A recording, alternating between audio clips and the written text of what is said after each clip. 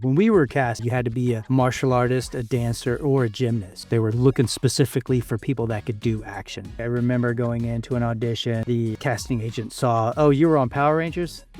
It was just this thing where I was like, oh, I guess they don't like Power Rangers. So I was dubbing myself on this movie. The producer walked in, heard my voice, said, hey, you got a decent hero voice. And so he was like, I'm doing some other animation stuff. Do you want to come audition for it? And I was like, sure. And so I auditioned for this show called Trigun, and that was my intro into anime. My drummer at the time, he was watching this show called Bleach. And he's like, this is a pretty cool show, man. You should try to go audition for this. And I was like, hey, I think I just got an audition for it. So it's kind of like cheating to get to understand who the character was and what the story was about. Ruben told me later, he's like, yeah, doesn't sound like the fans like Nero. When people come dressed up as Nero or want to talk about Nero, it actually means a lot because I poured so much into that character. I played in the official trailer for Devil May Cry. Like halfway through, he's like, wait a second, is that you? And at the end of it, he's like, Dad, that's cool. So for me, that was like, yes.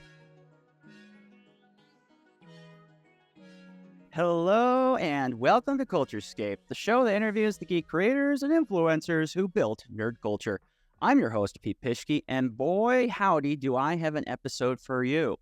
Hold on to your hats, folks. Sitting down with me is a legend whose voice has fueled your late-night anime binges, your Devil May Cry marathons, and yes, your childhood Saturdays. From spandex to soul reapers, welcome Johnny Yong Bosch. Thanks for that. Nice intro. Thank you. Dexter. That's a good one. Yeah, I've been trying to tailor them a bit more, I think it adds some panache. Yeah, it does. Thank you. Thanks for having me. Thanks for being patient with me, too. My schedule's been very crazy lately. Not lately, for a while. I get a lot of times the games, like I just had a game come in, they needed 50 hours, and I was like, oh boy, how am I going to make that work? I don't get a whole lot of days off. This was my day off, so I set up a couple of these and some other things I needed to do to get done today. So I appreciate you being patient with me as I figured out a day to do this. No, I am the one in your debt, not the other way around. I am super jazzed. So I have been a fan of yours, Johnny. Okay. With, some teenagers, they get into anime, they get a little bit too into like a certain voice actor or creator or whatever. That was who you were for me. I just loved your voice work, especially in Bleach. And I can remember there was an anime convention here in Sioux Falls. This is back in like 2007. And I couldn't make it because I had to stay home, help with my siblings. So one of my good friends, CJ, he went to the con and he got your autograph. And I have looked heaven and earth looking for that thing because I was going to show it off, but I could not find it. But I'm a big fan of yours. I've followed your career, since the 2000s. So this is a treat for me. Well, thanks, man. I appreciate you. What was it on? What was the autograph on? I think it was on a event program. Oh, really? Okay. All right. Yeah. If you guys haven't recognized the voice, which you probably have, Johnny's work is iconic, especially in anime. He's played characters like Vash the Stampede in Trigun, Lelouch in Code Geass, Ichigo, which I mentioned in Bleach, Nero in Devil May Cry, plus many more. He played the Black Power Ranger, which we'll talk about a bit. He's young Dante in the new Netflix Devil May Cry anime.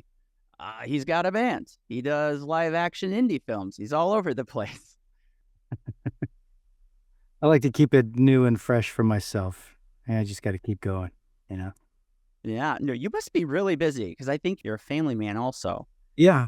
I'm impressed. I have some relatives that can kind of balance things, but I'm like, how do you even fit it all in?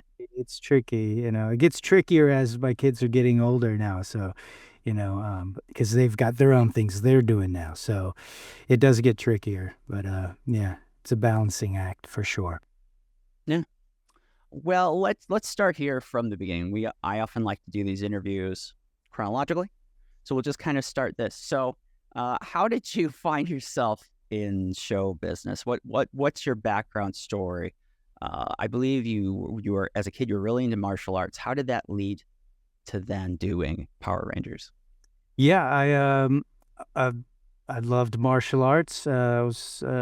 I studied kung fu. I was big into Jackie Chan and Sammo and Yum and Bruce Lee, Billy Chung. I loved kung fu theater. I wanted to do martial arts on television. That was kind of my dream. And I guess, I mean, long story short, there was an audition that my instructor saw in the paper, and he said, "I think you should go give it a shot." If it wasn't for him showing me that ad in the paper, I wouldn't have known about the Power Ranger audition. Um, so shout out to Master Clark Coco from the Kung Fu school that I trained at in Texas. And yeah, I went to an audition, and that was the start for me. I got onto Power Rangers, which was wild and crazy as well. Had you seen Power Rangers before you doing your audition? I saw I didn't like watch it, but there were a couple times when I had come home and I turned on the television and I saw it was on, and I sat down to watch because it was like in the middle of some action scenes or something, and I was like, and I remember specifically thinking, man, that's what I want to do. I could do that. I wish I could do that on that show. So that was really a weird thought to have. And then to circle back on that, however long later to go like, holy cow, I thought that and I'm here doing it. It was just a very surreal moment. They're adults, obviously. That right now, Power Rangers has a decently big online fan community these days, which is a little surprising. But back in the '90s, for those of you, I have a lot of my audience that are Gen Z guys. So for those who weren't around, Power Rangers in the early into mid '90s was huge. It was everywhere. It was very big. And this is the same time you're getting things like Sailor Moon is coming on. Pokemania comes at the end of the night, so it's kind of before that. But Power Rangers was big. I remember when I think I was 5, and they took me to see the Power Rangers movie. Where you're in that. I think you have a frog. Yeah, Yeah, the frog. So how was that? How was that transition? Like, what was it like doing that kind of job? I've read from some places that, because it was non-union, because they were a little on the cheap side. Sometimes they would take a lot of risks, or they would ask the performers to do a lot more than might be typical for other television. Is any of that true? Yeah. That was absolutely true. I wasn't really aware of all of those things because I didn't grow up in a family of entertainers, so I wasn't aware of even union, non-union. That was confusing to me. I was just like, me and my friends would take a video camera and we'd go shoot action movies on our own, little fight scenes or whatever.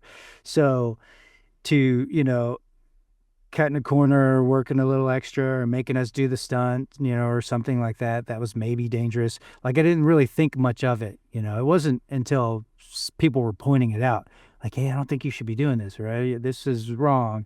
I wasn't really aware of it as much as some of the others might have been, who had been doing other things, or maybe are they're in that environment, understood it more. For me, I was just like, "Oh, okay. This is just the way it is." I was none the wiser. When you came on the show, was that when they were starting to record their own martial arts stuff? Yes, we were. I mean, I think they did. You mean like in the helmets? Like they still used a lot of the stock footage, but they were certainly more and more as the seasons went on. They were shooting more of it originally, like on like in America or in California. We definitely did all our civilian action stuff, but I think in the earlier seasons they did their civvy stunts as well. I know it changed after we left. I know that they had more stunt people doing the civilian fights. But when we were cast, it was like you had to, that was actually in the newspaper. You had to be a martial artist, a dancer, or a gymnast, or a combination of. And I remember that was in there. So, yeah, they were looking specifically for people that could do action. Okay, yeah, and you did it pretty well. The what's on the wiki is that at one point your stunt double broke his leg, and so I don't know if you volunteered or they asked you, and are like, you're doing your own stunts now. That was actually during the movie. We were shooting the film. Danny Stalcup was my stunt guy. He was doing all the stunts, and he worked on the series as well. He did not only ranger stunts, but he did monster stunts, and everything really. But yeah, so we were there, and we were doing side flips off a mini tramp, and he came down. I believe I remember him hitting a wall or something, and he had broke his I believe it was his femur, and so yeah, and so yeah, the action director came up and was like, "Are you going to be okay doing the stunts?" You know, and I was like, "Yeah, yeah, I'm fine doing it." So yeah, so that did happen, and I did. But it was in Australia working on the movie. Yeah. I remember that movie. I think it does open with like skydiving or something like that, right? Yes, it does. Skydiving and then rollerblading. Yeah, no, I'm surprised it didn't have any like scuba, but yeah, it did. But we didn't do we jumped out of a prop plane. They did rig us up and have us come from like a 60-foot wire thing to land. We did, of course, wire rigged of us, flying. But they had actual skydivers do all of the actual jumps. Jason Frank and I did ask if we could do it. And I don't know who it was that we were asking, but I remember they said, "And what would happen if you die?" It's like, then we have no move. And then I remember we were like, "Oh, yeah, you're right." But okay. So that was the line. You found the line. Yeah, exactly. Did I don't know. I know Ruben Langdon at one he moved over to the States and did help with the production. Was he there when you were on Power Rangers, or did he come later? He started, I don't know when he came over, but I remember seeing him. Uh, he was hanging out with the Alpha Stunt guys, and I remember like Yuji, one of the guys, he was shooting like some stuff, and I remember seeing who's that white guy in the videos now. So Ruben was in there, yeah, he was in the mix and hanging out with the Japanese stunt guys, and then but he was on the show. I'm not sure if he did stuff while I was on the show. He might have, but he definitely was there when they were doing what was it, Time Force, I believe. But so he was definitely there in the background for sure at some point. Yeah. Uh, but you didn't know him. I mean, when did you get to know Ruben? Was that later on? It was later on. It was I remember his name being mentioned to me, but I wasn't really sure who he was. And then it took a while for me to connect his face and his name. And then I was like, "Oh," and then I was like, "Oh yeah, no, okay, no, I know who that guy is." But it really wasn't until much later, and I think it might have even been like him calling me in to audition for Devil May Cry or something like that. But I'd certainly seen him in the videos with the stunt guys, and they'd mentioned him, but I wasn't really connecting who he was at the start. Okay. Uh, one of the things I read with your time on Power Rangers, one of the things they like to do on production is high little gags. The rubber chicken. Oh yeah, during Zeo, yeah, they it was like the crew that they're shooting. It feels like the same thing every day, so they just wanted to be funny, and so they would hide a rubber chicken in every episode. Sometimes it was a shadow on the wall. Sometimes it would. I remember it falling out of Steve's locker, Rocky's locker, when he opens it up, like he have the rubber chicken fall out. So it was like in there somewhere. I don't know if it was always seen everywhere. You kind of would have to really look, but yeah, that was just a little game that the crew was playing. How old were you when you were on that show? I was 18 when I started. Yeah. Okay, still pretty young.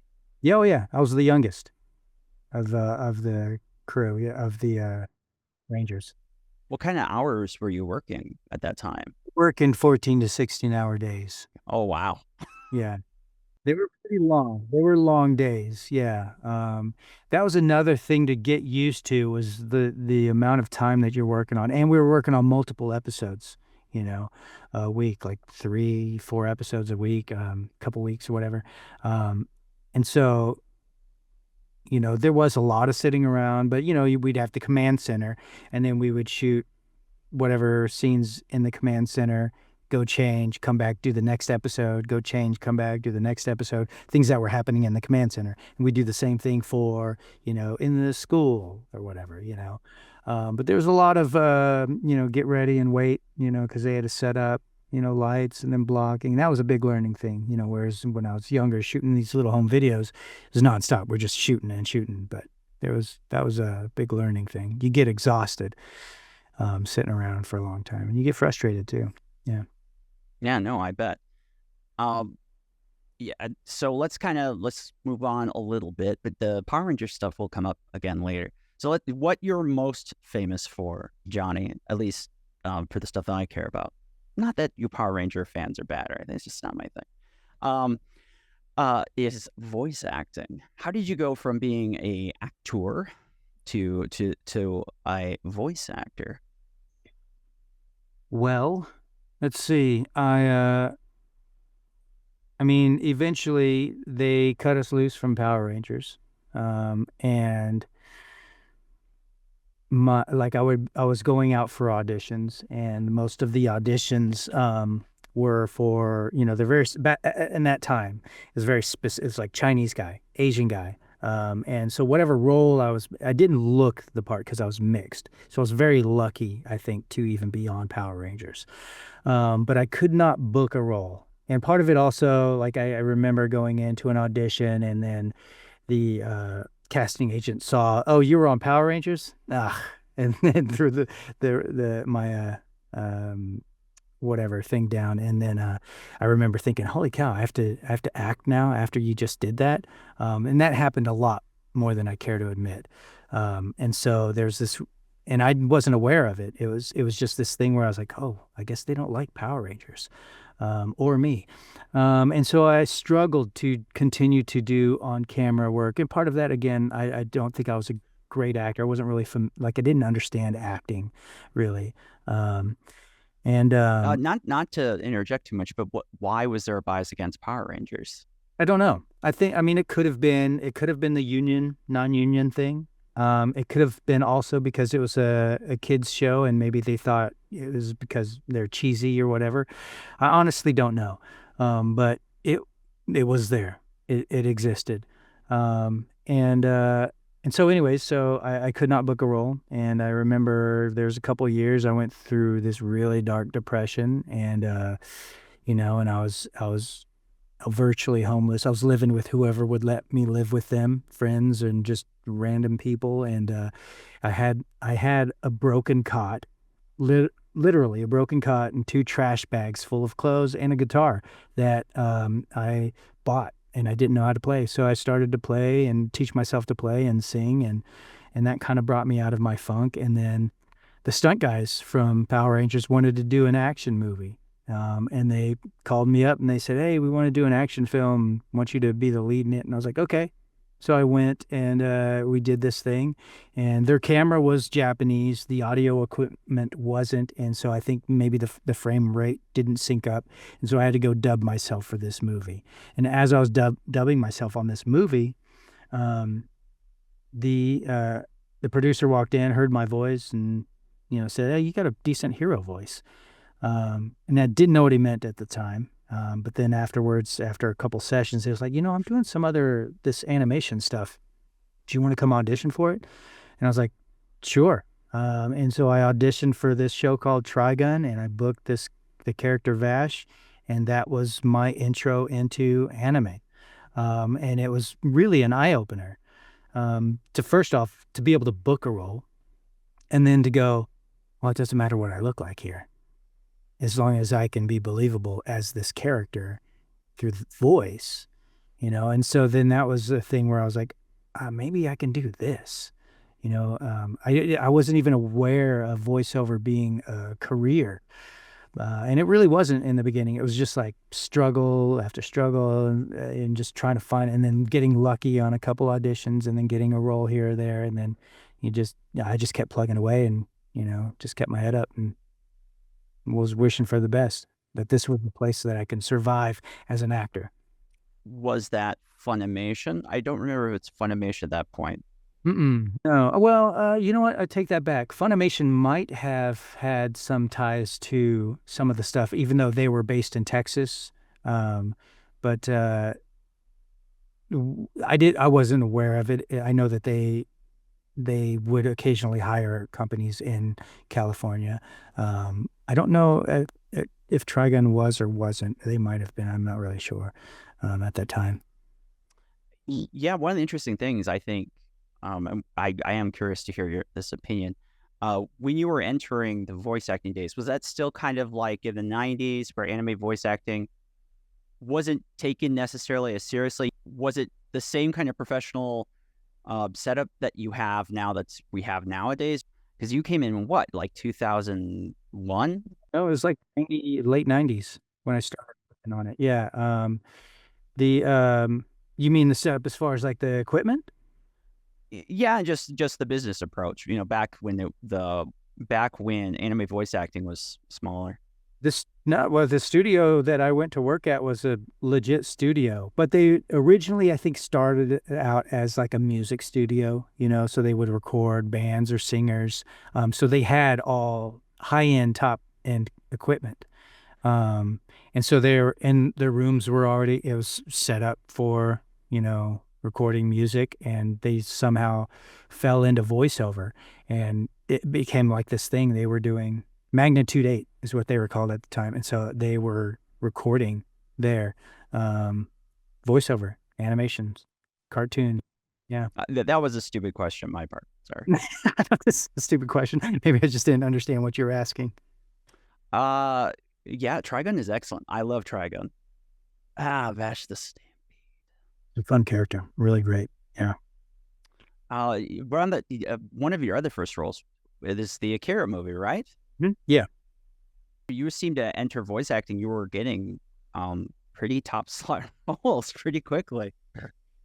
I was very fortunate. Yeah. I was very fortunate.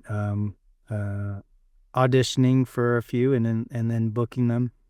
Kaneda was one where they were like, "Hey, we heard you in Trigun. Want to see if you want to voice Kaneda and Akira." And I was familiar with it. And I was like, heck yeah, I wanted to voice Kaneda. But then you say, yeah. And then in my mind, I'm like, wait, can I do that? I don't know if I could pull that off. Being a young actor and not really knowing, much about voiceover, but it was like, yeah, I think that might have been my second or third, thing that I did. Kira, also excellent, but I need to find better adjectives to use here. I think Eureka 7's another big one. Of course, the one that I most associate with you with, which is, of course, Bleach, which you are still doing. I think they come out this year with the last part of 1,000-Year Blood War. Yep. Yeah. It's exciting. I'm glad that it's back for sure. The animation has just been top tier, and the story is wonderful. I'm glad that we get to finish it out. Do you have a story for how you got that role for Ichigo? They were doing Naruto auditions, and a friend of mine called up and said, "Hey, there's this show called Naruto. They've got a lot of male characters. I think you should go give it a shot. Call them up and see if you can get an audition in there." And I didn't have an agent, and so I did. I called them up, and surprisingly, they were like, "Yeah, come on in." And so I went in, and I remember I auditioned for every single male character that they had on the table, and didn't book a single one. And then it was, I don't know, months later, I got a call to come in and audition for Bleach. And I was very fortunate because my drummer at the time, every time I'd show up a little early for rehearsal, he was watching this show called Bleach. And so I would see him watching the show, and he's like, "This is a pretty cool show, man. You should try to go audition for this." And I was like, "Hey, I think I just got an audition for it." And so watching it, so it's kind of like cheating to get to understand who the character was and what the story was about. But I went in and I auditioned for not only Ichigo, but Urahara, Ishida as well. I think there's a couple of them that I auditioned for, but I knew that, Ichigo was like the main character. And I remember being told, um, he's kind of a street tough kid, but let's not make him that, too much like that. Make him sound a little nicer. And which at first I was like, wait a second, really? Because in the scene, he was like kicking around these guys, that knocked over a flower or whatever. And I was like, okay. And so I remember trying that, and then they came to the Bankai, and he's like, just do whatever you think on Bankai. And then I got a callback audition, and the callback was like, well, don't make him as nice as you did make him. Find somewhere in the middle between that. But they liked what you did with the Bankai and the fight reactions, so we'll keep that the same. And so that after that callback, audition, I booked the role, and we were into it, and I started working on it. Yeah. Yeah, I don't know. That turned out to be a huge hit. Huge hit. Yeah. I mean, you never know. You really don't. You have no idea. You just work on a thing, and it's fun, and you just hope for the best. That's one of the interesting things. One other of our guests, they brought it up, but it's like one of the things with voice acting is that often when you're doing these auditions, you're not even told what you're auditioning for. Is that true? How is that when you are a voice actor? Because maybe you're not given a ton of context on what you need to do there. It is true. It is true at times, and it depends on what it is. Even now, like sometimes they'll tell you straight out what it is, and sometimes they don't. Sometimes it's top secret. Actually Devil May Cry, the Netflix series, was an untitled project, and the character's name was David. Um, I didn't really know what I was auditioning for, but yeah. So sometimes they are, and sometimes they use like a fake name. Occasionally, the casting director will say like, "This is actually Star Wars." They'll let you know, but yeah, oftentimes you don't really know. But you also don't know, even no matter what it is, you don't know if it's going to be a great show or not, until you're in there and you're working on it. And even then you don't know, because you're pouring your heart into it. You're really trying to be that character in whatever the situation is. You're not even sure 100% all the time whether or not where you're like, you always have to ask the questions like, how important is my character to the story? And sometimes you could pick it up. You're the guy in yellow, sitting on a park bench, and you're not really important.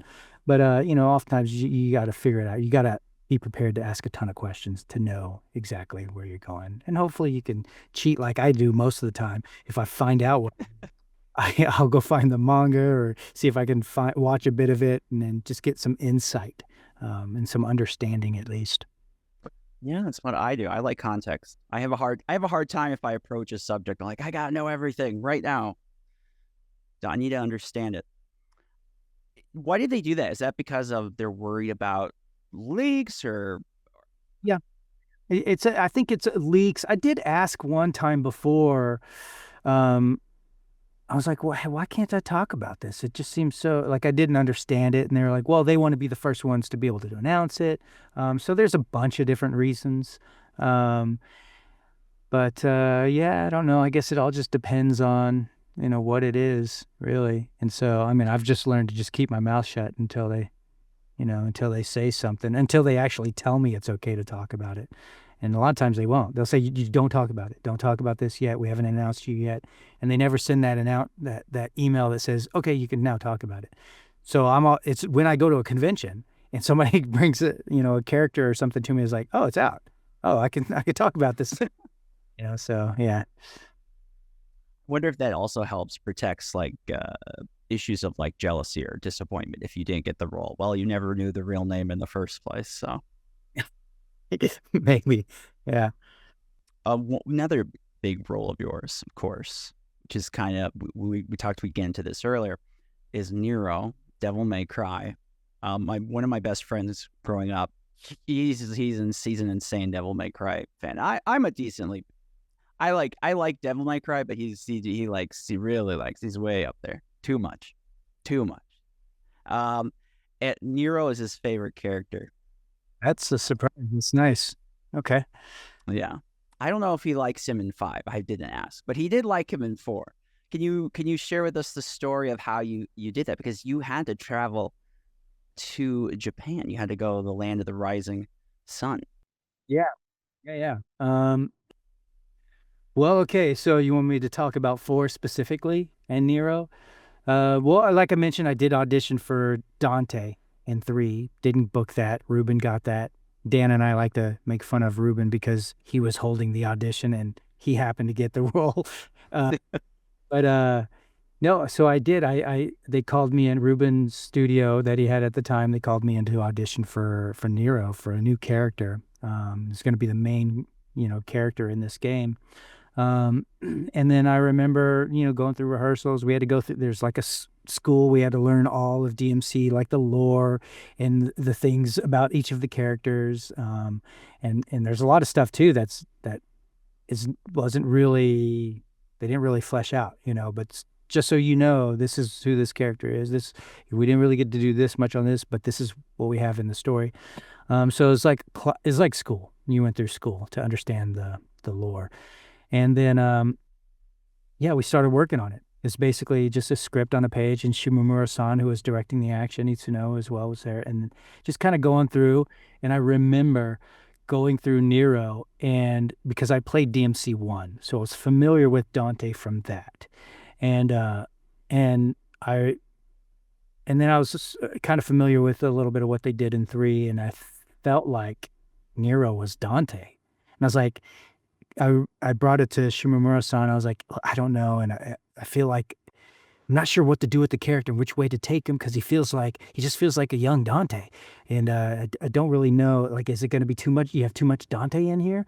You've got this Dante and this young Dante. Like what? And I remember him stopping me as I'm like rambling on. He's like, Johnny, you are Nero, and he walks and that was the direction he gave me. And then I remember thinking, like, I don't know what that means, but okay, hang on a second.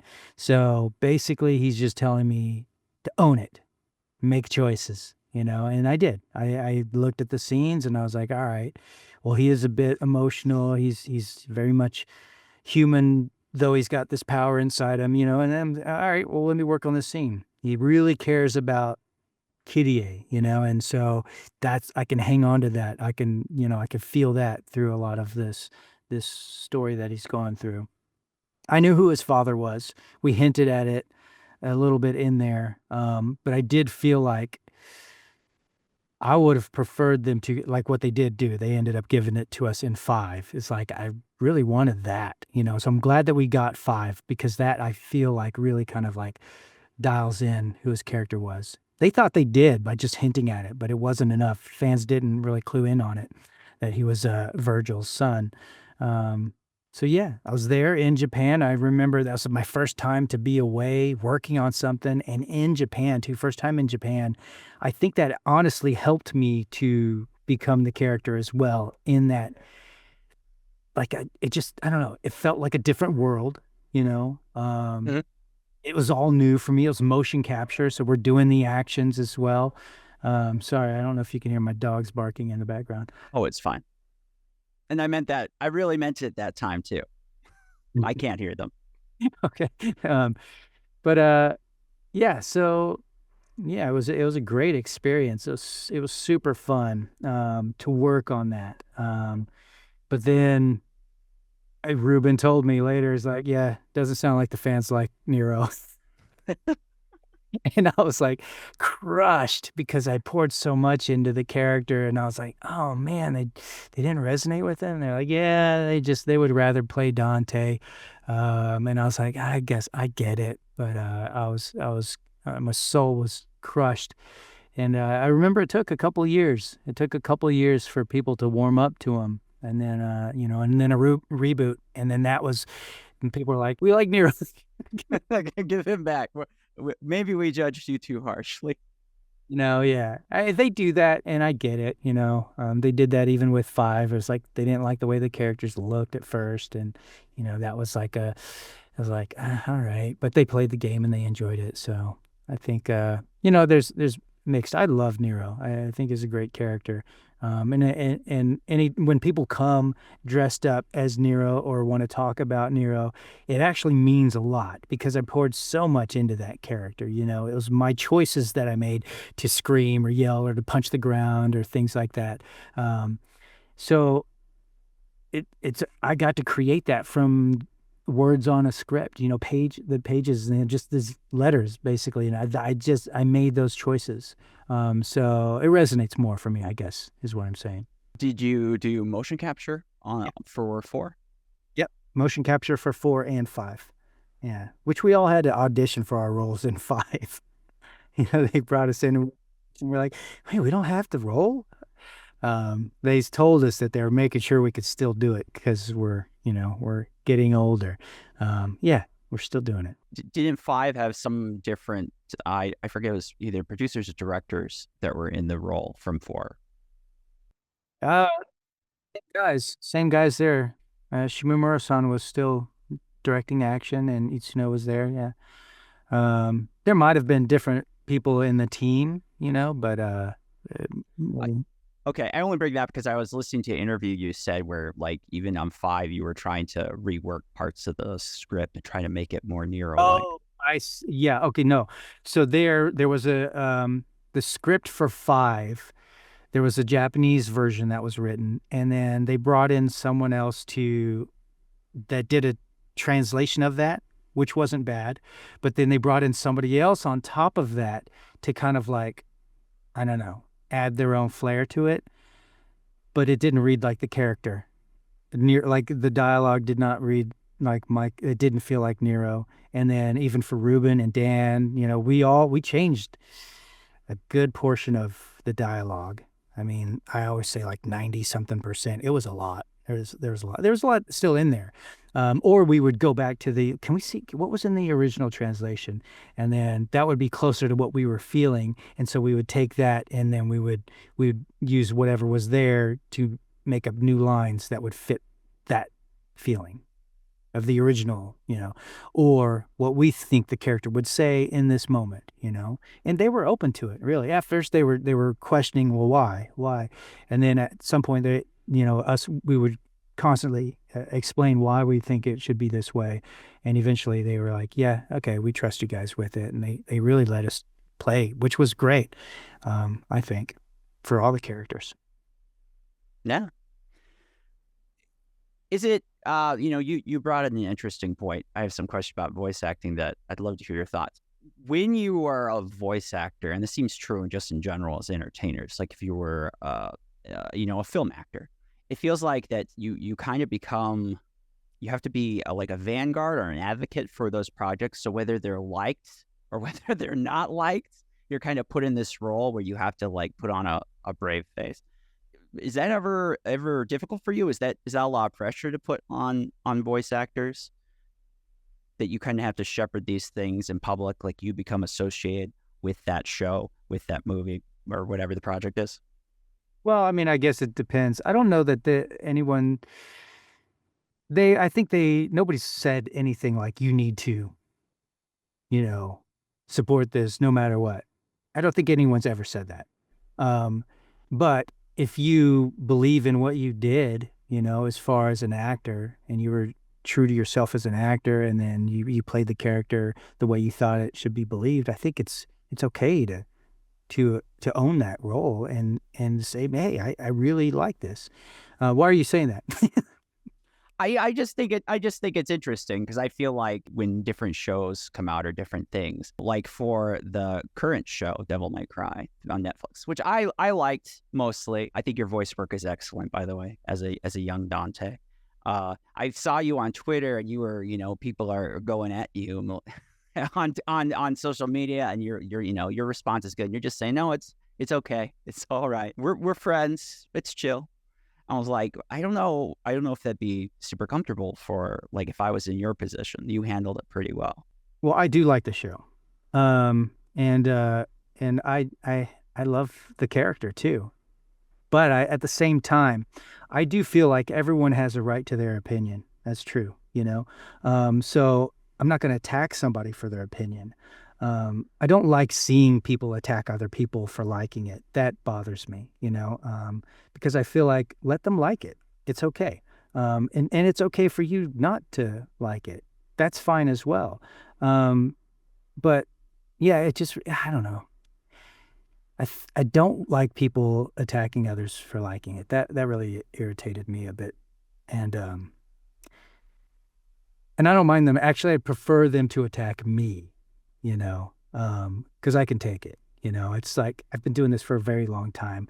Not everything I do is going to resonate with people. I hope that it does. It resonates with people in general, but not maybe a majority or not minority. I'm not really sure. I just pour what I can into the role and in the character. I also understand this is 8 episodes, and the character's not fully fleshed out. Um, it's only the beginning of the character. It's also a younger version of the character. So I can oftentimes see both sides to a coin, and to an argument. So I can accept that too. Um, but I feel like it's better to, if it's constructive criticism, that's cool, because then we can take and adjust. But if you're just saying mean, hurtful things, that doesn't get us anywhere. You know what I mean? No, definitely, and I agree. I think one of the negative things that uh, anime enjoyment culture that it has become very personal, so those people will go after like different performers or different people associated with the productions and kind of. Yeah, and I do see. It's kind of it's kind of the thing to do too. Is to rip things out, rip on things before they're out. Um, um, but I also understand. See, like here's me seeing both sides. They've been burned on other projects too. I would just say give us a little more time because we do have a lot more planned. Um, and there's growth in the character. They unfortunately have only seen just a glimpse of where the characters are going. And I'm speaking to the percentage that aren't happy with it. The ones that are happy with it. I mean, I went to a convention last weekend, and that's all I heard. But that's my circle. So outside of that circle, I can see a bit more. Twitter is one of the places where you can. It doesn't matter what it is. It could be a hit show or Trigun or whatever else. Like you're gonna hear certainly both sides, and then you'll go. No, I'll say it. Twitter is a cesspool. But no, it's really interesting though, because it's also one where it's like I don't know how I don't know if it's like X now or if it's always been this way, but I feel like I get like they send me everything and I'm like I'm not following these people and you're sending me all these extra things. I just want to live in the place where the people enjoy a thing, and this is the environment. I want to live with people, that enjoy it and talk to those people and say, what did you like? And then work that way. And I would prefer it if people were a bit more constructive and less attacky, Yeah, more to go to the flip side. I mean, this is something I'm talking to other weebs and people who've enjoyed anime. It feels like sometime post in the 2010s, we kind of got away from a more I don't know how I used to think of fans. It's much more positive and much more welcoming, kind of like anyone can like this. And yeah, people had their own critiques of things like everyone hated like now this is an anime, but Star Wars like oh we hate all the Star Wars prequels, but it seemed people could tolerate if you actually liked the Star Wars prequels. I don't know, something changed sometime in the 2010s with fan culture where everything became so much more personal, which I don't think was helpful. Yeah, I don't know. I mean, a lot of things have changed just in general, 2020 especially, Um, but I don't know, it's part of where we are right now, and in our environment. And there's a lot going on too. A lot of things that are dividing us even politically, and so it I could see why people are upset. I don't know. I just remember like a lot of us came from the group of, we were the outsiders watching anime and stuff when it was not, you're watching that, and it wasn't cool. And now it's cool, but now it's gone like so much on the opposite now that you could rip into people for it. So I don't know. I just wish it wasn't so ugly. I wish everyone could just take it for what it is. It's just a show.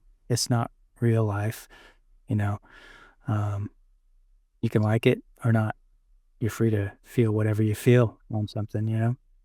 Uh, you do the I don't know how often you're on the convention circuit, but it feels like many of the major voice actors do. do you ever feel like a responsibility then when you have to meet with these things? This is something that Vic Mignogna brought up. Even we had Kerbifer brought up. That feels like when you're at these conventions, you're meeting with fans. You're like, you kind of have a responsibility to be, to be a upright person and to show appreciation back. Well, yeah, absolutely. For me, there it is kind of I've been doing them for a very long time. So there's it does a bunch of different things for me. It connects me to the title. There like I go to a show like last weekend, and even though Bleach is a very popular show, a lot of people still come up and they see my banner and they're like, "Oh, you're Ichigo?" And so they don't know that. So and the studios don't necessarily say Johnny Young Bosch. They don't really promote us. They maybe promote more the character, right? And so it's important for me to tie myself to that character, and those characters in general. And then let me see if I can explain this right. But like, for example, like with my band, right? When we played music and we would tour, and these are songs that I wrote, and you have this immediate reaction from the fans, right? They're either singing the lyrics, they're cheering, or they're booing, or whatever, right? You have this immediate reaction. With voiceover, you're in the booth and you're pouring your heart out, and you're really trying to be this character and trying to like, do this, live up to the expectation of this character, right? Within whatever limitations you're given.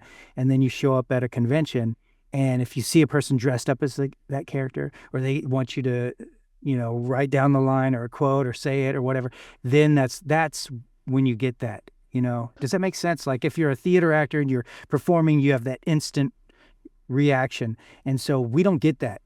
We're pouring ourselves into this stuff, but we don't get it until we go to the convention, and then you're like, oh my gosh, it resonated. This thing that I did in the booth by myself resonated, or it connected. And for me, it's really important to have a connection with people, And so, I'm an introvert, and I've always felt like an outsider, and not really included, and so this includes me into people's lives, and I feel like then there's the other side of things where, I'm sorry if I'm rambling, but No, you're fine.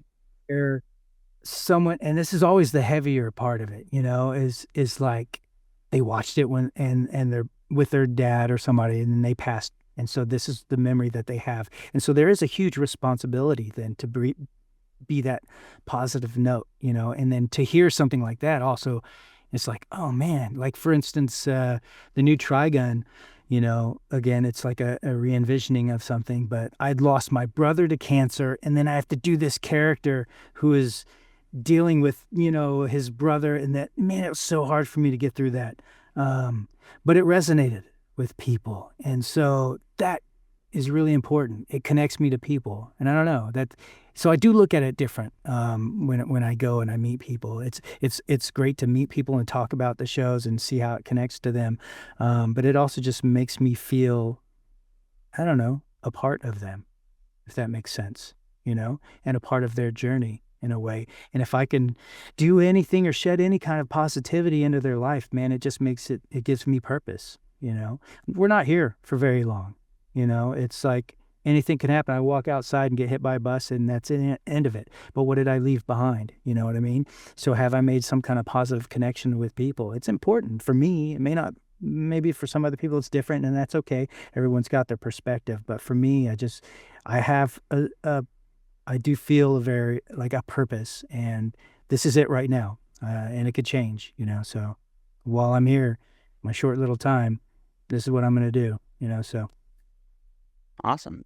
Major respect. I completely agree. I really respect that attitude, because you're right. You don't know what people are going through, and you don't know how much meaning they might have got out of that. And yeah, it could really, I have a good friend I've been mentoring. I'll give him a shout out, Hunter, who he's been to a few cons and got your signature, met you a few times.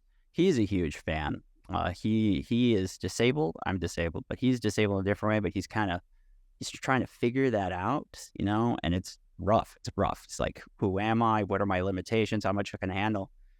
When he goes to the anime he's enjoying, when he visits and he you know, he has that connection, then he meets you and you're just so nice to him, you know, that gives him a little burst of hope, you know. You know, it's just entertainment, right? It's just entertainment, but at the same, you know, it's art. And art inspires and makes you feel emotions, and it's kind of part of what makes life worth living. And That is something that's really important to know, and I love hearing that. And I guess that's why I don't want people to attack other people for liking something. Like with Devil May Cry, there are a lot of people that do like it. Don't attack them. You know, you don't know what their situation is. If they want to like it, let them like it. You know, um, yeah, I love hearing that though, man. Yeah. before we move on to some of the other things, some of the things I like about you, because most of the time in your productions, you're hero voice, Johnny. You know, you're like Ichigo. You have the swag and the bravado, but sometimes you're like you have a higher tenor. You're almost playing like a childlike character. I don't know if you remember doing this game, Tales of Symphonia, Dawn in the New World. Yeah. You play Emil in that game, and he has such I don't want to be rude and say it's like effeminate, but it's definitely a younger, higher up there voice, and he whines a lot in that game. If I'm being completely As they were, I remember working on the game, and there were different levels of Emil. There was very afraid and scared, and then it's like there's the confidence level. There's like three different levels of Emil, young Emil, and then of course the Ratatosk. You know, so yeah, I do remember that. Yeah, it was fun. It's fun to work on. yeah, I enjoy that when I get to hear the voice actors and they have the different range in their voices. Because you've done other kid roles like Yokai Watch, for example. My name is Nate Adams. Yeah, that one. Sometimes a lot of times there's like a word, like a sentence or a phrase or a word that kind of is stuck. So like whenever people bring up like a Yokai Watch thing, then I always go, "My name is Nate," because that's how I would get into the voice, is by saying like whatever it was, like that his little catchphrase or whatever. So what are the current things you're working on? We mentioned Devil May Cry. And by the way, Reddit does mostly like the show. Twitter, I don't think does. Reddit does seem to. I haven't checked Facebook. Yeah, I think I mean we're doing well. I just Twitter does seem like an uglier place, unfortunately. You can't post something positive with somebody saying something the complete opposite. But yeah, I mean I've heard great things about it. So I'm just waiting for that announcement for season 2. Can you give us any hints at all? Generally, okay, let's put it this way. When they did the initial order of episodes, was it more than 8? How about that? Could you even say? As far as from my understanding, it was 8. I think I remember when I first read the outline, I believe it was 8. I believe it was paragraphs. Okay, that is interesting, because often when they order animation, they order them in like bunches, so like 12 episodes, 24 episodes. Right, but you know what? I wasn't there during that. I was I'm more of an afterthought. I came in. Remember, I auditioned to it, so the stories it was already written when I got into it. So but I do know projected what will happen in season 2 and season 3 and so on and so forth. So I do know the sort of what will happen in this batch, what's going to sort of happen in this batch and what's happening. So kind of know where we're sort of going. All right. I hope it comes to fruition. I'm interested to see if you get to bring in some more of the characters, see if Nero shows up. Would it be interesting if it ends up being that you play Dante and then they bring in Ruben? I don't know if he'd make for a good Nero, but they bring in Ruben and then he plays Nero, and then you'd have that flip. The goal is definite. I mean, I even talking with Addie and Ruben. We definitely want to bring Ruben and Dan into this universe as well. But it would be funny to have one of them be Nero. But here's the thing: is like this is still a very young Dante. So it would be a while before we would see Nero. And if we did see him, he'd probably be a baby, you know, or we'd have to get a few seasons in to get an older version of Dante to be able to meet the younger version of Nero, or this, whatever the version or age that he'll show up. You know, my goal is the trifecta. Next, I've got to voice Virgil. I did mocap Trish. I did mocap Trish in one of them, in the pachinko game. But it was a big fail. I failed. I was replaced because I walk like a guy, apparently.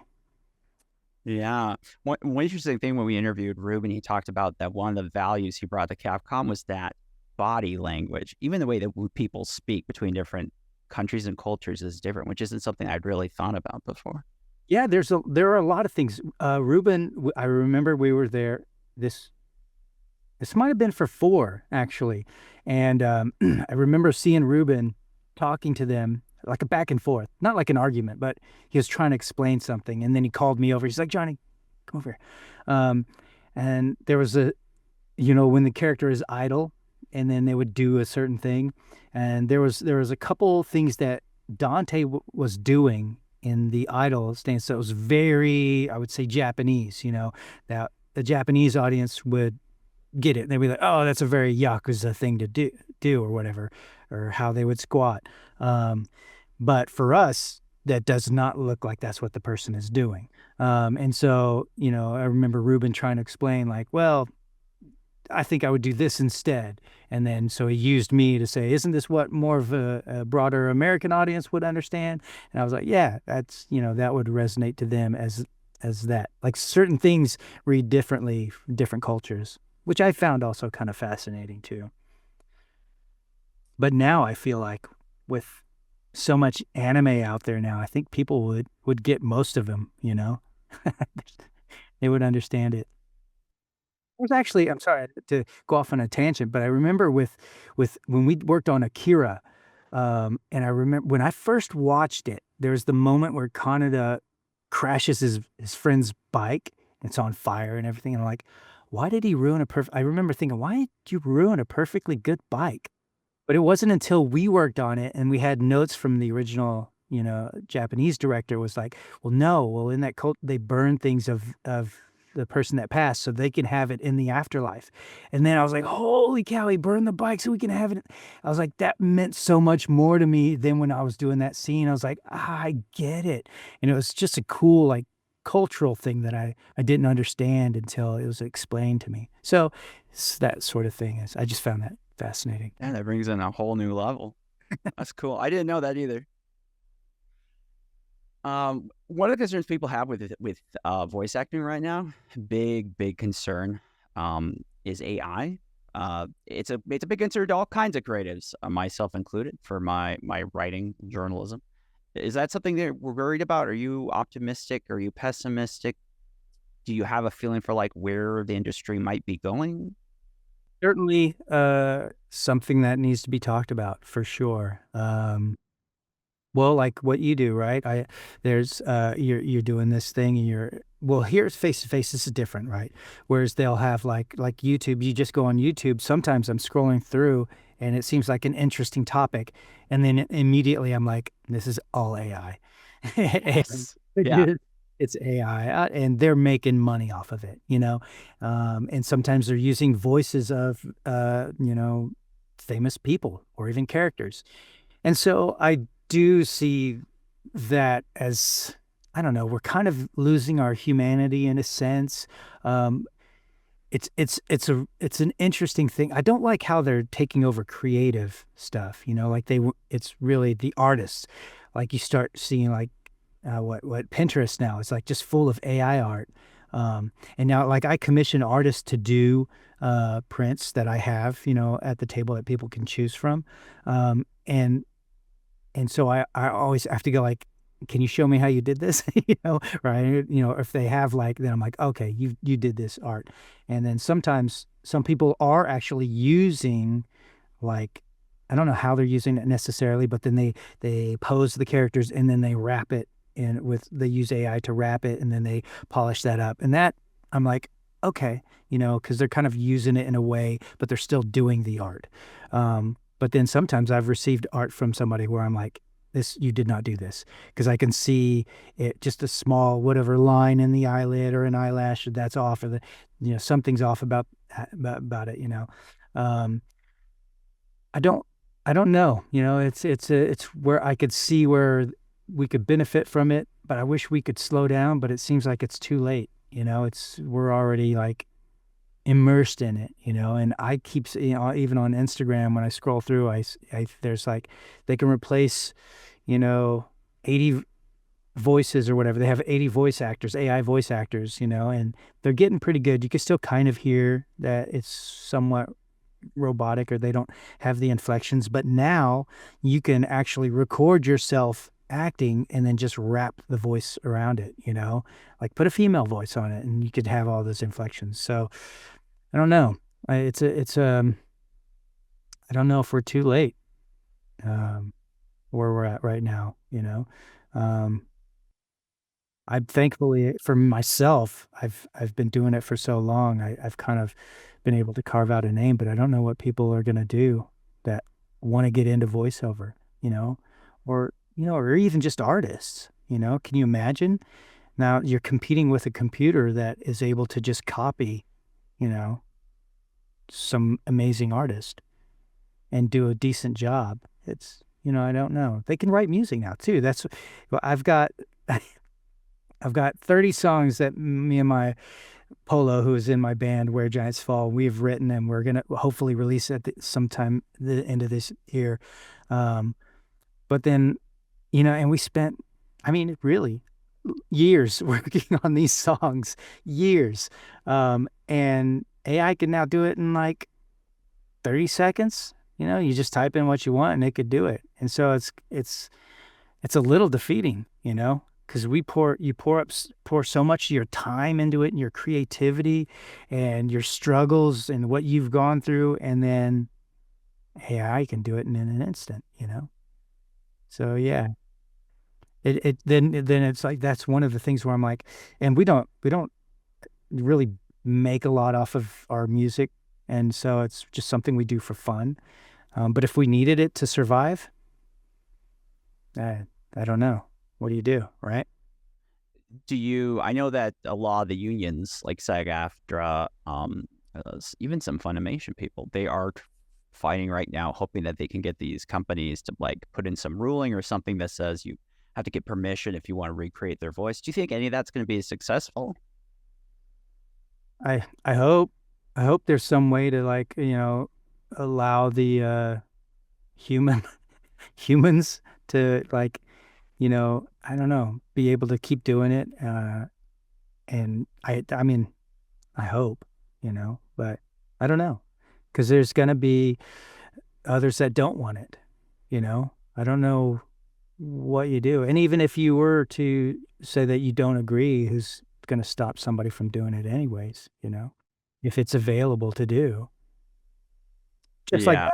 that. Back in the, people still downloaded stuff. So I don't know.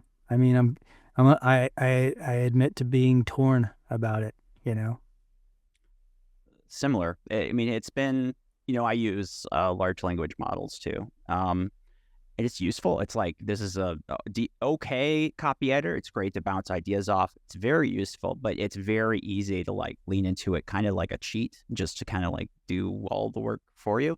And I'm like, yeah, in some ways this is easier, but then again, I don't feel like I really gave it my creative all. I don't really feel like it has this human touch. So plus, I know this is going to just destroy what's left of my industry. So, Well, yeah. And eventually you will be all AI, and then the person you're interviewing will be all AI, and it's like two AI people, talking to each other. I think we've got some of that too. I think there's stuff out there already, you know.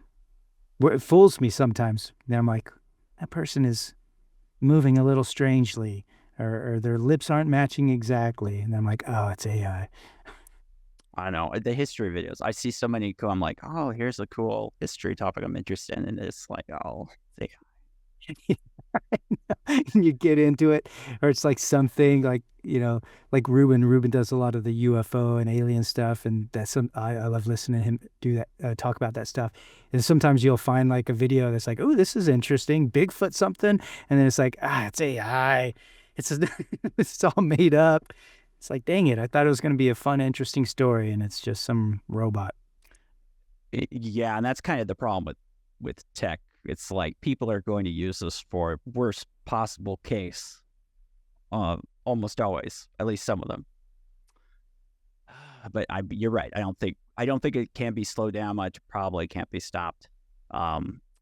This will continue to be the bad timeline, and we just have to live in it. Yeah, exactly. I want to talk about your band. I guess I'll just do one more voice thing. You're working on Project Gabriel and the Guardians. Yeah. That is a little bit of a surprise, I think, because it's Angel Studios. Angel Studios has a more conservative Christian bent, or at least that's the way they're associated. Like they do a lot of content just about like the Bible, and they have a show right now about it's like King David and his empire, and they did The Chosen. The Chosen, by the way, if you are interested in Christian stuff, very good, highly recommend. Oh, I watched. Yeah, that's not. It was like, well, Johnny Bosch is a big talent. I was a little positive surprised, but surprised. So, how did you get involved with that project? Well, it wasn't attached to, like, Angel is doing distribution, and so it was actually this guy Jason Moody, who had contacted me many years ago, or he ran into me at a convention, and he was just some guy that was working on he told me later, I didn't know, I thought he was there, had a booth or something as an artist, but he showed up at the convention to talk to me about a project he was doing, and it was a completely different project. I think it was called Soul Iota or something like that. And he had a character he wanted me to play, and I read through his little script and story, and I thought it was interesting, and I was like, yeah, sure, let me try it out. It was also something that was a little more challenging for me. I had an accent and whatnot. And I was like, yeah, let me try it out. And we did. We worked on it, and recorded some stuff, sent it to him, and it was just like a side indie project. And nothing came of it. This was years ago. And then, a few years ago, then he had, a few years after that, he reached out to me and was like, hey, so I've got this new thing I'm doing. It's called, well, I don't know if it was called Gabriel and the Guardians at that point, but he was like, it's the Archangel Gabriel, and I want you to voice Gabriel. And I was like, ooh, that's kind of cool, and I'm like, all right. And then in my head, I'm thinking biblical Gabriel, how's that going to work? Are we sticking to that, the Bible, because you can't really go off on and adjust that too much.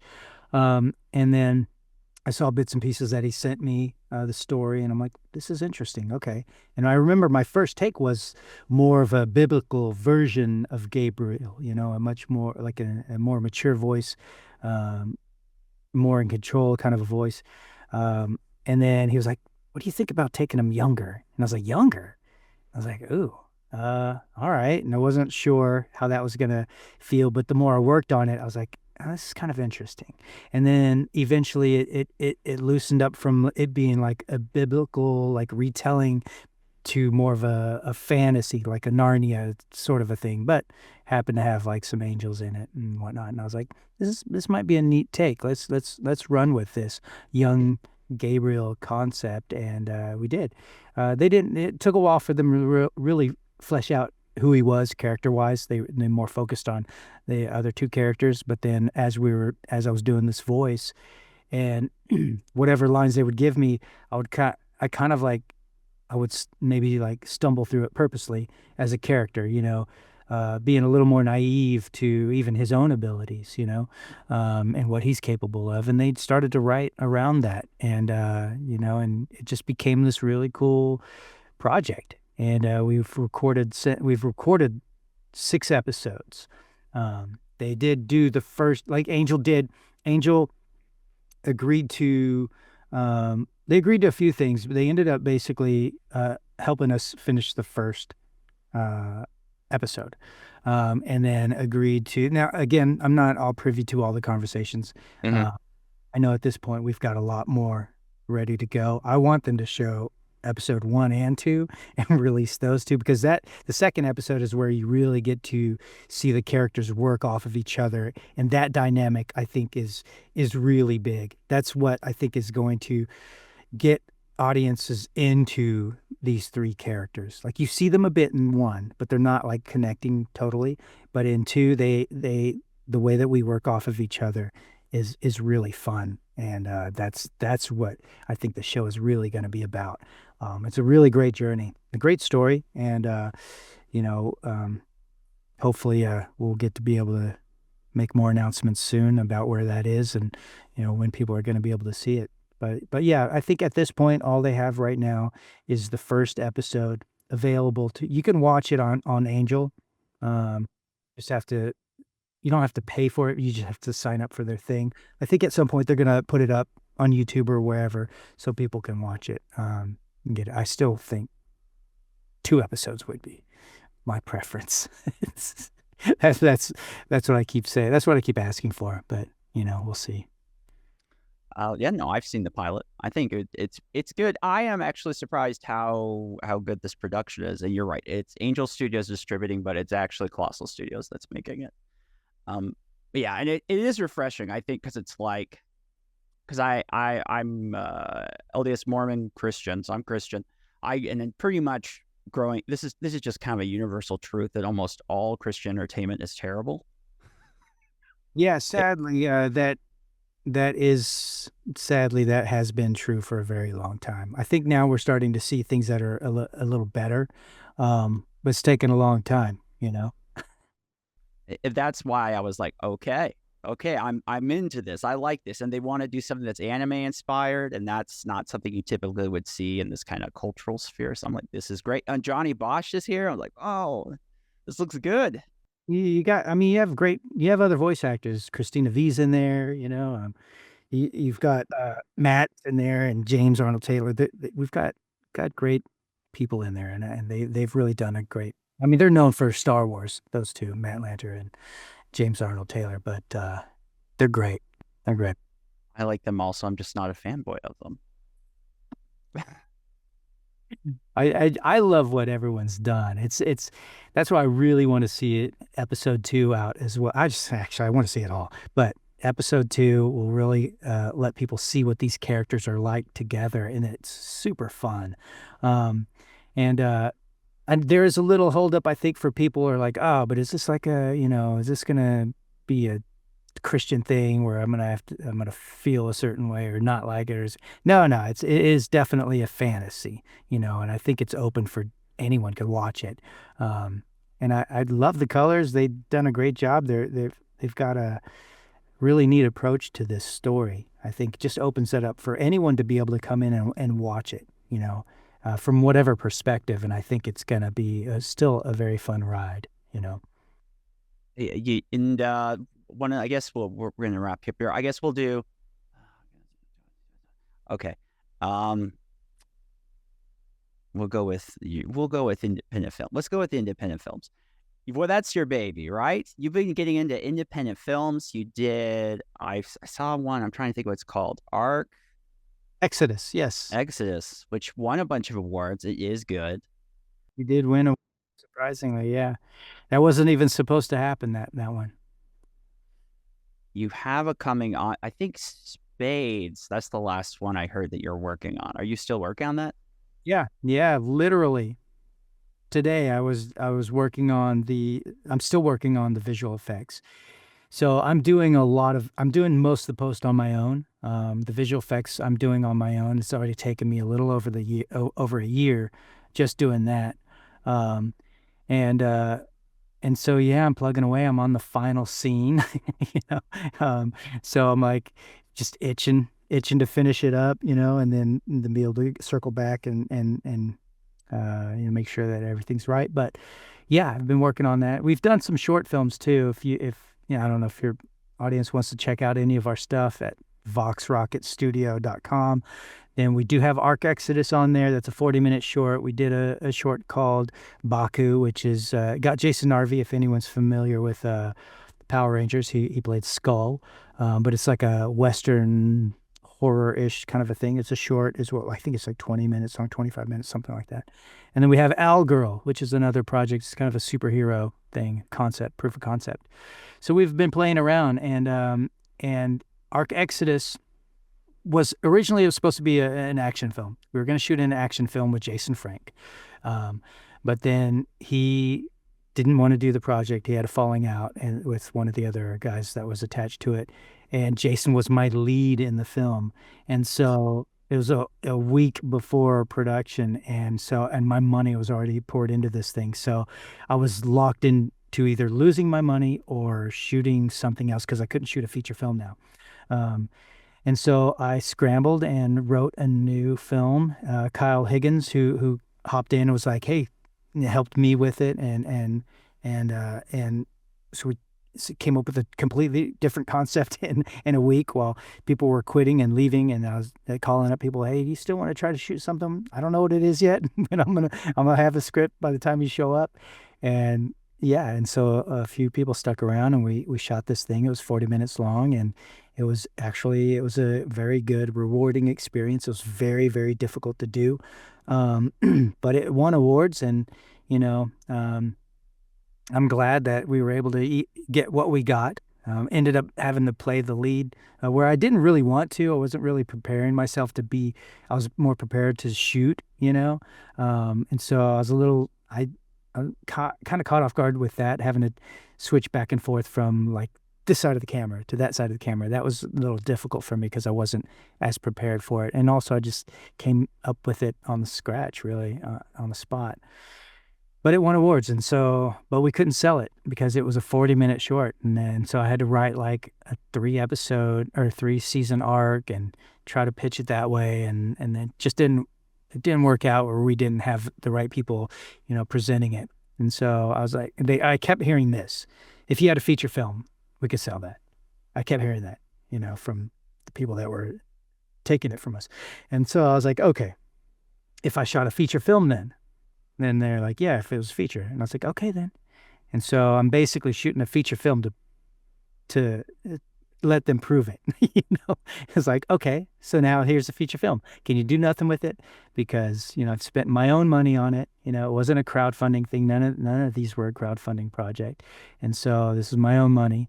And so that I've been pouring myself into it, like I said, over a year, just doing visual effects. And so I'm going to put it out there somewhere, hopefully, throw it out and let people enjoy it, just like I did with these. So it's been fun. I still do. There's another film I've done that's not out yet, but there's a couple things that I'm hoping to get out. It's interesting how your career has almost come full circle by working in live action again. It is interesting. I mean, this is the kind of thing that I wanted to be doing from the beginning, but I don't know that I was quite prepared for it. And now I'm here at this stage where I can do it, and I'm capable of doing it. The visual effects thing, I had to do it in Arc Exodus because it was during COVID. And so I'd like however many, 3 months of nothing. And so I taught myself to do visual effects. And then from there, each project I've done the visual effects on it just to make myself better at it. And so this is another case where I'm just like, just plugging away. And, I like also just creating things, this has a lot of nods to a lot of things that I like, as well. So we'll see. We'll see if it resonates or not, but here's the great thing is it's my money. So if it doesn't work, whatever, it's my own money. So nobody can be upset with me about it, Okay. Well, hey, good luck with that. I hope it comes together for you. Thanks, man. Yeah. Did you have another question? I know that you were thinking about something. I could be here all day, but you do not have limitless time. That's the problem. I can go to like 4:30 my time if you want. Oh my gosh. I hear my dog's already scratching at the door. My kids come home. My dogs are like, "Hey, aren't you gonna join us?" but I will. But yeah, if you want, we can go. Okay. Yeah, no, Johnny Bosch wants to spend an extra 20 minutes with me. Of course, I will take that offer. Sorry for your dogs and kids, though. One of the things about Johnny Bosch when I was a teenager, one of the reasons why people liked him so much was he also had a band. I missed the 2000s. Which was I Shine. I remember you even did a tour at conventions with I Shine. Yeah, we did. That was actually, you know, that was one of my things. It was like you didn't get paid to go to the conventions, and it was I was losing work if I went, but then I was like, but if you bring my band out, then I'm cool. Let's do it, you know. And so they brought my band out, and it was great. It was super fun. It was like, you know, if you were to tour, which we did a couple tours on it, you got to spend it. It's a lot of money. We didn't have like a label supporting us. We're completely independent. Even now, you know, we're not signed or anything. And so it was like our way, like it was, you know, they paid for us to be out there and to play. And it was fun. It was awesome. You know, a lot of people would show up, and this is what we heard a lot, or I heard a lot. People would show up expecting us to be extremely terrible. And maybe we were for some people, but a lot of people were like, you guys were pretty good. And that's why I'm buying the CD. And it was cool. It's like, that's awesome, man. I'm glad that you enjoyed it. It was fun. We just had a good time, man. It was like you had this audience of anime fans or Power Ranger fans, and they wouldn't know any of the songs, but they'd be moving and hopping around and having a good time. And occasionally we would go into this crazy guitar solo thing. We'd bring people up on stage and like give them our guitars, and we just had a blast. It was a lot of fun. It was a great way to get our tour covered, is by having the convention bring out the band. Yeah, it was fun. Stopped all that though, you know. And then since then, it's like I kind of rediscovered how we're gonna do this thing, you know. And now that AI is here, it's like I don't know. It might not be worth putting too much money into it and just kind of just making up music and throwing it out there. So why did because it's no longer I Shine that ended, and then with one of your bandmates, you started your current bands. Yeah, so I mean, essentially we're the same. You know, I've always been the one to write the music and you know, and to sing and all that. Of course, the people that were in it at different times would add to it, but um, we had originally a core group, and it was, you know, it was myself, my drummer Maurice at the time, and then Polo's been around for a long time, and then we had bass players, but our drummer and bass player and electric guitars kept changing, like it kept changing, and then Polo was there the longest with me, but then our bass player would change, drummer would change, and it was this, I would always present ourselves as a band. You know, I tried to like remove myself as like, you know, even though I know that, you know, I'm there, Johnny's there, but I tried to remove that from it and try to make it more about the band. But if your members constantly change, then it's hard to like do that. And so I just found a point where it was like, maybe it's time to, you know, turn the page, new chapter.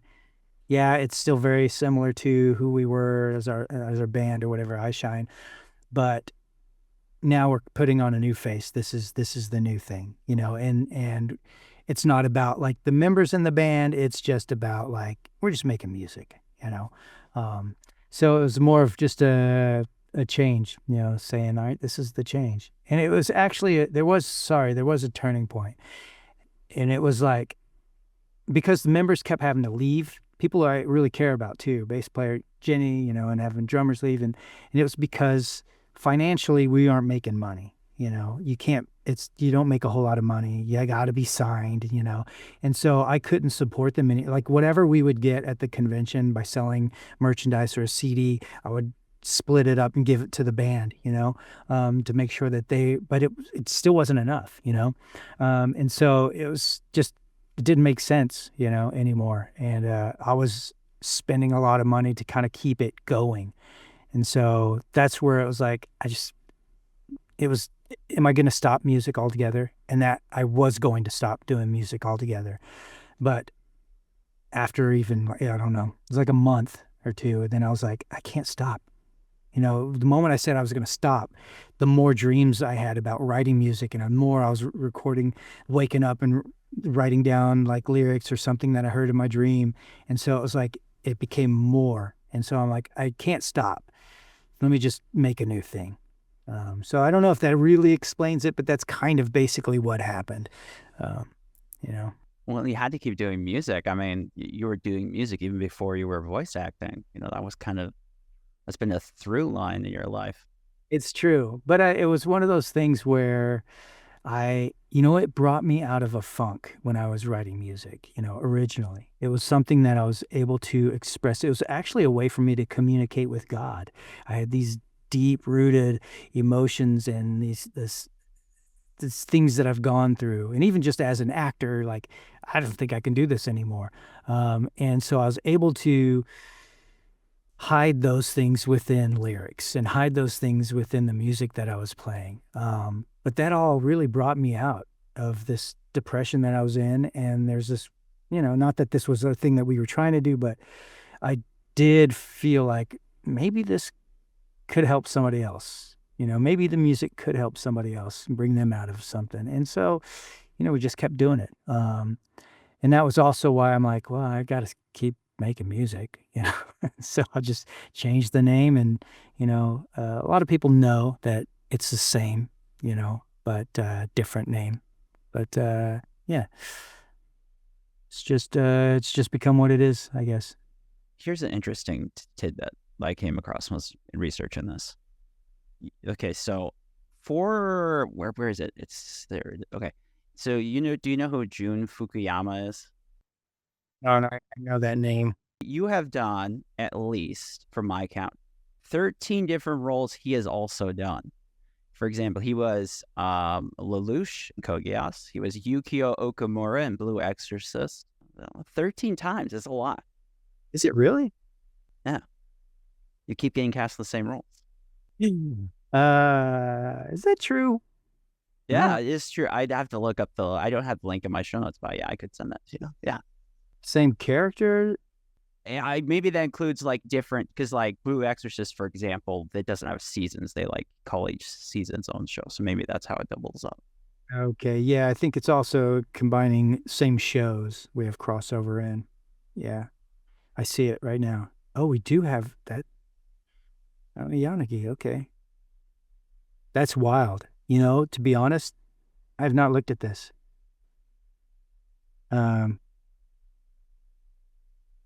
That's interesting.